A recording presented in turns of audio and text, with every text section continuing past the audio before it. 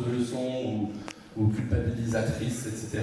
Mais tout de même, ça passe par une, comment dire, inspiration, germination. Il va falloir s'amuser avec tout ça.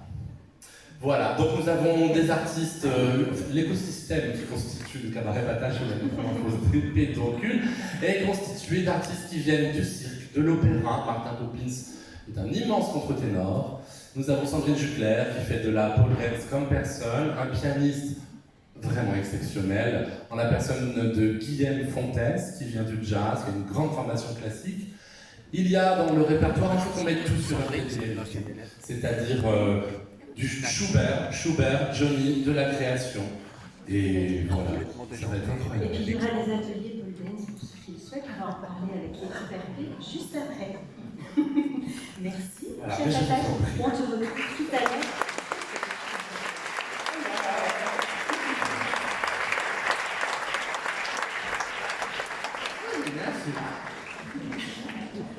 Alors voilà, une autre expérience tout à fait singulière qu'on vous propose de vivre avec la Nuit des Temps. Deux artistes, un territoire, une date et l'obscurité sont les clés de cette proposition. La Nuit des Temps commence par une rencontre, celle d'une créatrice sonore, Sophie Berger, et d'un auteur, Fabrice Melchior. Sophie Berger est créatrice de sons et de podcasts. Elle œuvre pour la radio, France Culture, la RTBF, mais aussi pour des projets plus singuliers dans le domaine des arts vivants. Fabrice Melchior est un auteur, metteur en scène et performeur. Il est l'un des artistes les plus joués et les plus traduits à l'étranger. On vous en a parlé il y a quelques temps parce que c'est lui qui est auteur et metteur en scène du spectacle L'Actuel dont Florence vous a parlé il y a quelques... Vous avez suivi? C'est bon? Donc, durant 5 jours, tous deux vont arpenter le territoire de Sète et du Bas-Sainteau à la rencontre des habitants pour échanger avec eux sur une année vécue. Pour cet épisode, ils nous embarquent dans un voyage dans le temps vers 1989 et plus précisément vers le 9 novembre 1989, le jour de la chute du mur de Berlin. Montage d'archives, micro-récits, poèmes, chansons, Sophie Berger et Fabrice Melchior écrivent chacun avec leurs outils, mais habités par la même question: comment raconter cette année, cette journée?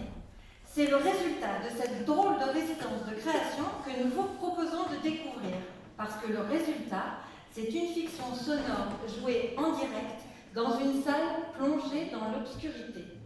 Et vous faisiez quoi le 9 novembre 1989? Je vous laisse à présent avec la chorégraphe Anne Nguyen, qui est une de nos artistes associées, avec qui nous cheminons depuis deux saisons. Elle vient pour nous présenter sa nouvelle création, Matière Première.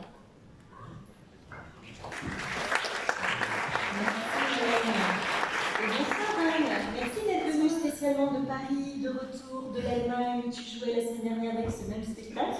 Matière Première, ça a répété sur ce même plateau juste avant la création. On était sur les vacances d'hiver, si ma mémoire est bonne.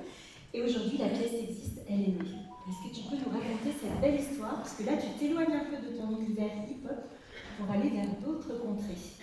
Voilà, alors moi, donc, ma spécialité, c'est le break et les danses hip-hop. C'est les danses urbaines qui nous viennent d'Amérique à travers l'héritage afro-américain. J'ai voulu retourner aux sources en fait, de ces danses urbaines en allant les puiser en Afrique.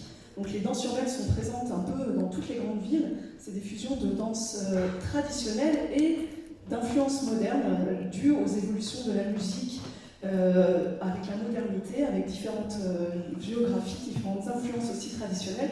Donc dans ce spectacle, il y a 6 danseurs d'origine africaine ou à forte culture africaine qui sont certains nés en France, mais en tout cas qui portent tous un héritage très profond de différents pays, ils sont tous issus de pays différents.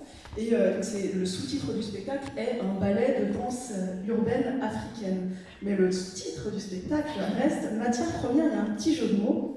Donc on parle à la fois de la matière première, la danse primordiale, la nécessité de danser et ce besoin de retour à la tradition pour réussir à apporter quelque chose de puissant sur scène. Donc évidemment les danseurs africains ont fortement en eux, mais on parle aussi des matières premières, c'est-à-dire des métaux précieux, des métaux rares, notamment qui sont en jeu dans la transition écologique. Et donc qui entraînent des problèmes dans les pays où sont extraites ces matières premières, et c'est un peu de ça dont on parle aussi sur le plateau, puisque je ne voulais pas utiliser la danse urbaine africaine en l'excluant de son contexte, en montrant uniquement le beau et en oubliant pourquoi c'est là et pourquoi c'est important de montrer ça aujourd'hui. Comme toujours chez toi, il y a le propos, l'engagement, et merci pour ce que tu véhicules. On a pu découvrir avec Underdogs il y a 10 jours à Frontignan et Héraclès sur la tête il y a tout juste une semaine, 2 très belles propositions où l'engagement est toujours en effet au rendez-vous. Et merci pour votre confiance parce que c'est une création et une coproduction du Théâtre de Sète et ça c'est super. Merci beaucoup. Merci Anne et on écoute tout de suite. Merci à toi.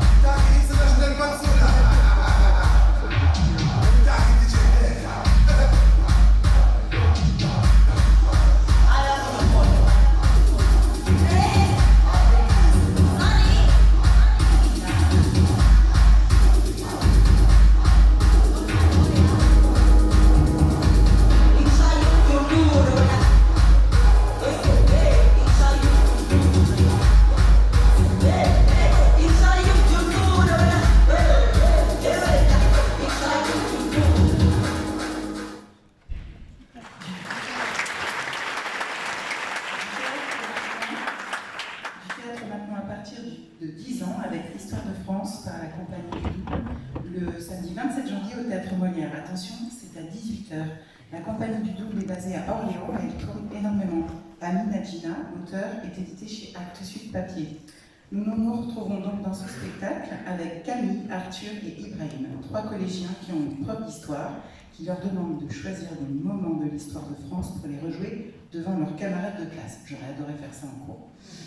On se retrouve alors embarqué avec ce trio dans leur tentative de s'emparer de l'histoire avec un grand H et de voir ce qu'elle a à nous dire et aussi de voir comment, par le jeu, on arrive à en révéler la dimension politique. Pour l'auteur, il y a une nécessité de se ressaisir de la question de l'histoire, et Histoire de France est le premier opus d'un cycle d'écriture sur l'histoire, où la notion du peuple y est le fil conducteur au travers de 3 moments. Les Gaulois, sur la question des origines, la Révolution française, pour la dimension politique, et la victoire de la France lors de la finale de la Coupe du Monde en 1998, pour témoigner de la traversée collective d'un événement populaire puissant. C'est jouissif, décalé, drôle, et ce spectacle ouvrira sûrement des débats et des espaces de parole avec vos enfants et vos adolescents. Tout de suite des images.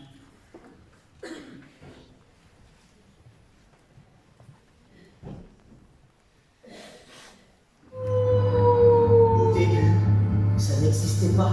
Ça existait, mais ça ne s'appelait pas. C'était pas comme aujourd'hui, avec des lignes et des frontières. C'était pas organisé comme aujourd'hui. Chaque fois que je demande un truc, on me dit non. On me prend trop pour une gamine. Je crois que je suis amoureux. Non! Après la bataille des Gaules, je parie que c'est les Romains qui vont gagner. C'est Marie! Pardon.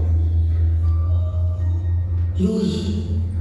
Parce que les Gaulois, c'est nous, les sauvages indisciplinés, ceux dont on parle souvent mais qu'on ne connaît pas. La règle, ça n'existe pas pour les Gaulois. Il y a des règles et elles ont toutes le droit d'exister. Et tant que le ciel ne nous tombera pas sur la tête, nous resterons comme ça. Plus je découvrais l'histoire des Gaulois, plus je découvrais que c'était notre histoire. L'équipe de France est championne du monde.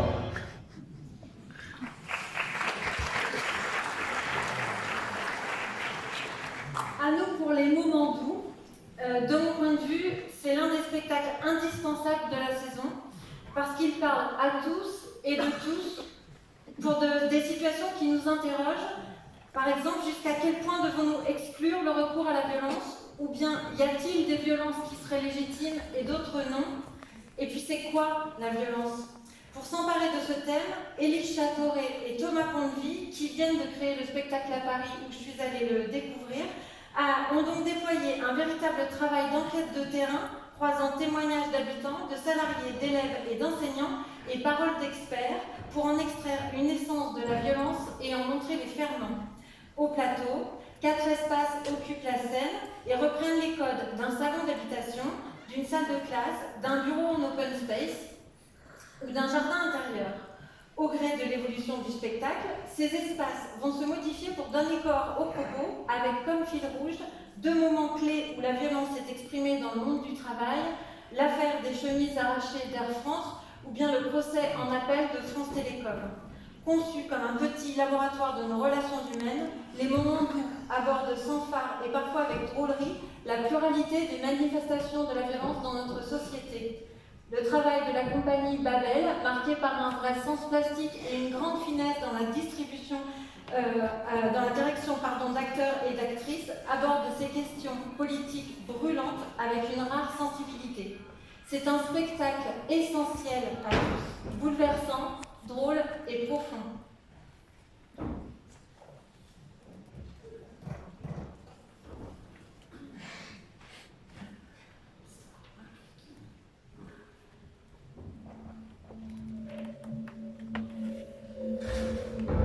La situation est assez grave, l'entreprise va très mal. Je pensais que l'entreprise avait encore fait 10% de bénéfices l'année dernière. Soyons très clairs, Antoine, je ne vous propose aucune perspective. Tu as cru quoi là? On était dans un jeu de con, quoi. Tu n'as vraiment rien à répondre. À quel moment, dernièrement, vous avez ressenti de la violence? Quand t'as tapé et que tu t'es trouvé des agressions comme ça, qu'est-ce que t'as fait? Rien. J'ai attendu qu'il se calme, qu'il parte et je suis rentré à la maison. T'as pas réagi, on m'a rien dit. Mais ça, c'est pas possible. Enfin, tu t'es pas défendu. Pourquoi? Enfin, explique-nous. Oui, je sais pas, Jérémy, là. Tu sais que tu pouvais taper, là. Tu devais me taper. Oui, oui. S'il faut sacrifier 15% du personnel pour en sauver 85, on va le faire. Parce que tu crois qu'on va pouvoir sauver les 85% qui resteront. Mais on ne les sauvera pas. C'est ça que tu ne peux pas entendre. On ne les sauvera pas parce que ces gens-là vont exploser en plein vol.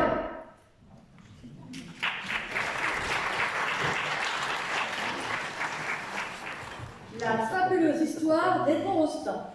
Attention, il s'agit d'une petite perle. Vous pourrez voir ce spectacle sur le territoire, à Ballanque-les-Bains le 1er février, à Poussan le 2 et à Metz le 3. La compagnie L'Agence de voyage imaginaire est marseillaise. Philippe Carr, co-auteur, metteur en scène et comédien, déroule le fil de l'existence d'Edmond Rostand, de sa naissance à sa mort, et incarne une quarantaine de personnages emblématiques de son œuvre.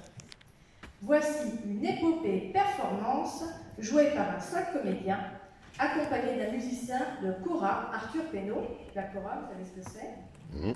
C'est un instrument à cordes d'Afrique de l'Ouest, et de toute une petite machinerie théâtrale. Il s'agit d'une œuvre onirique et poétique sur une mise en scène au rythme haletant qui mêle marionnettes, théâtre d'ombre, mime, images projetées et archives sonores. Je vous invite à voir quelques extraits.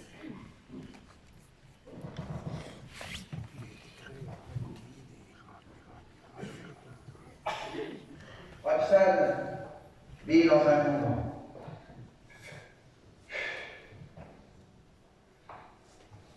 D'où la suite. Roxane a arrêté. Tous les soirs, ça c'est quand je me rappelle plus, ça me gagne du temps. Tous les soirs, Cyrano vient la voir.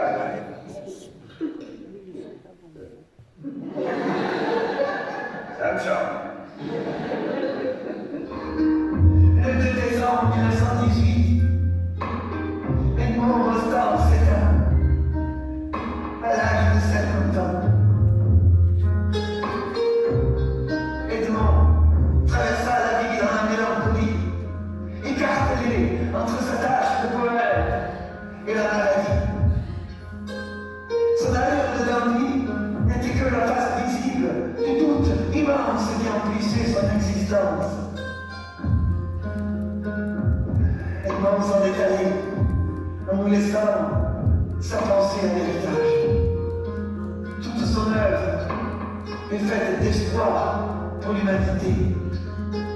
C'est un appel à la fraternité.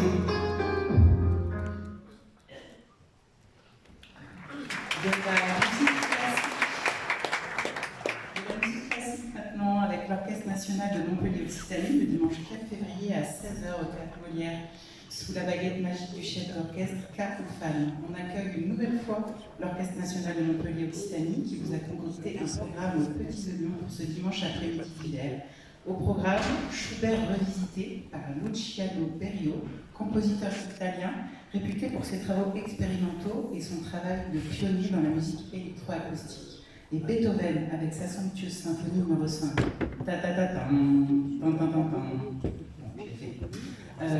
Karl Fan, le chef d'orchestre, il est né et il a grandi à Macao et il est actuellement basé entre Vienne et Montpellier. Il a commencé à jouer du piano à l'âge de 4 ans, presque mieux que Mozart, et a ensuite changé pour la flûte au conservatoire de Macao. Voilà, nous vous laissons donc découvrir ou redécouvrir les notes précieuses de ces deux compositeurs de renom. Voilà.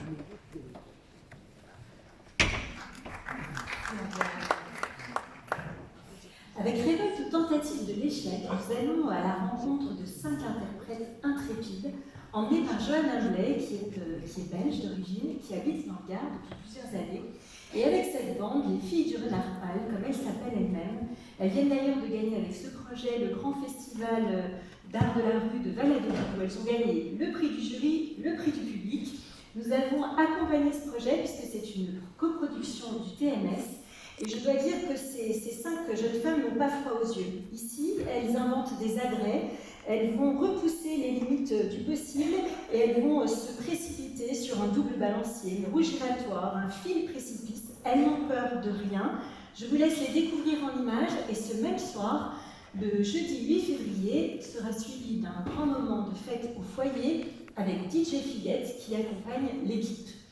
Les filles du Renard Pâle avec Révolte ou tentative de l'échec.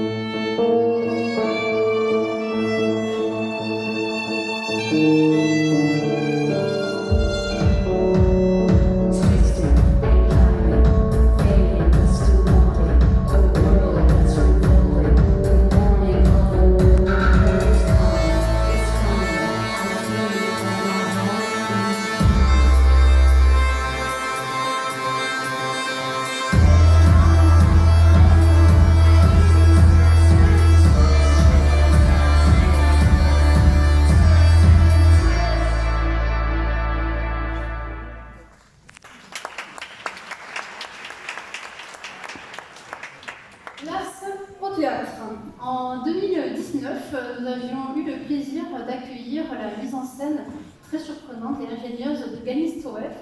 C'était La double inconstance de Marivaux. Cette année, on aura le plaisir d'accueillir sa nouvelle création, Oncle Bagnard de Tchekhov.